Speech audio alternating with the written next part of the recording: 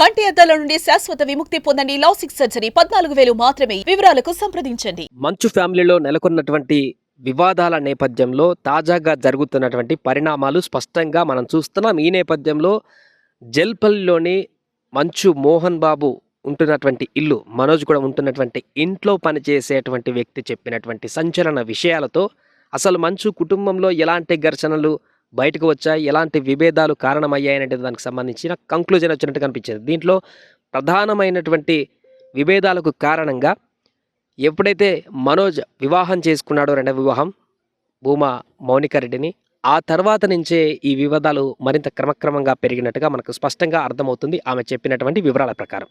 So గతంలో మనం చూడడం జరిగింది, మౌనిక మనోజ్ పెళ్లి చేసుకున్నటువంటి సందర్భంలో కూడా మోహన్ బాబు కుటుంబ సభ్యులు అంటిముట్టనట్టుగానే ఉన్నారు. పెళ్లి పెద్దలుగా కాకుండా పూర్తిగా గిస్టులాగానే అక్కడికి వచ్చినట్టుగా మనకు స్పష్టమైంది. అప్పుడు కూడా వార్తలు బయటకు వచ్చినటువంటి సందర్భాన్ని మనం చూసాం. మంచు ఫ్యామిలీలో వివాదాలు అనేటువంటి కొన్ని రూమర్స్ కూడా అప్పుడు చూడడం జరిగింది.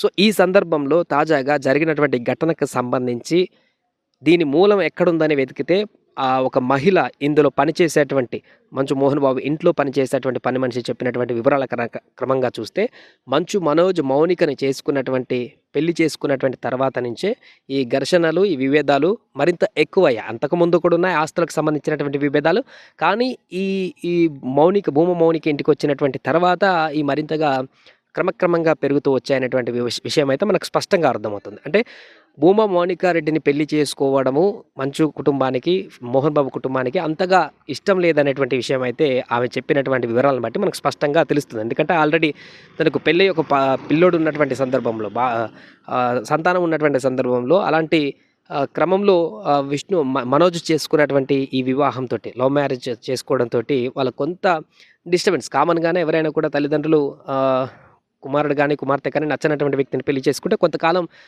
పెడమొహంగానే ఉంటారు. బట్ అది క్రమక్రమంగా కొంతకాలం తర్వాత తగ్గుముఖం పట్టేటువంటి అవకాశం ఉంటుంది. కానీ ఎప్పుడైతే ఈ ఆస్తులకు సంబంధించినటువంటి అంశాలు కూడా పెనవేసుకొని ఉన్నాయో, దాంతోపాటుగా అన్నదమ్ముల మధ్య నెలకొన్నటువంటి ఘర్షణలు ఏదైతే ఉన్నాయో గతంలో, వీటన్నిటి కూడా క్రమక్రమంగా ఒకదాని తర్వాత ఇవి పెరుగుతూ పోతూ ఈరోజు తీవ్రంగా బాహాటంగానే కొట్టుకునేటువంటి వరకు, అంటే పూర్తిగా ఈ ఒకరినొకరు కొట్లాడుకునేటువంటి స్థాయికి కూడా ఎదిగేటువంటి పరిస్థితికి తీసుకొచ్చేటువంటి విధంగా కూడా ఈ విభేదాలు నెలకొన్నట్టుగా మనకు కనపడుతున్నాయి.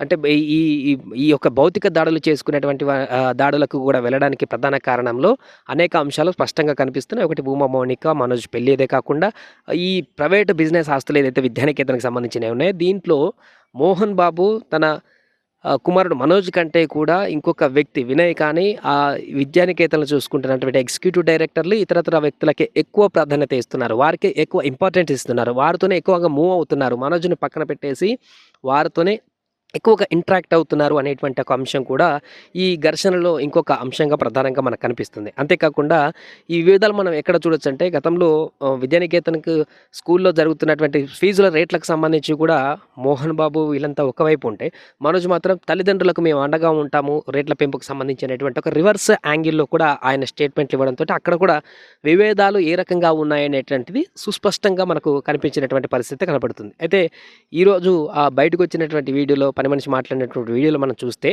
ఆమె చెప్పిన దాని వివరాల ప్రకారం చూస్తే మనోజే కొంత ముందుగా అగ్రెసివ్గా ఇంట్లో ఈ ఘర్షణ జరుగుతున్నటువంటి సందర్భంలో, అంటే మాట పెరుగుతున్నటువంటి సందర్భంలో ముందుగానే మనోజే కొంత చేయి చేసుకున్నాడనేటువంటి విధంగా జరిగింది అక్కడ పరిణామం అనేటువంటి విషయాన్ని అయితే ఆమె చెప్పినట్టుగా మనకు ఆ వాయిస్లో, ఆ బయటలో మనం కూడా చూడవచ్చు.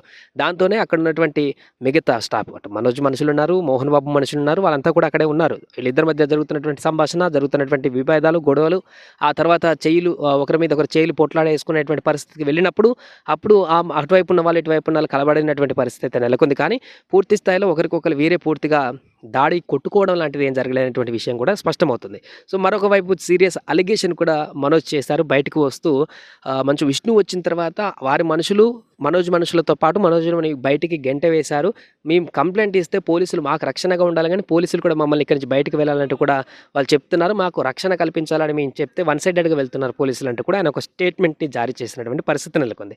ఈ నేపథ్యంలో మరలా డీజీపీ దగ్గరికి వెళ్ళి కంప్లైంట్ చేస్తున్నారు. ఆ తర్వాత ఈ ఇష్యూ ఇంకా ఏ రకంగా ముందుకు వెళ్తుందనేది చూడాలి.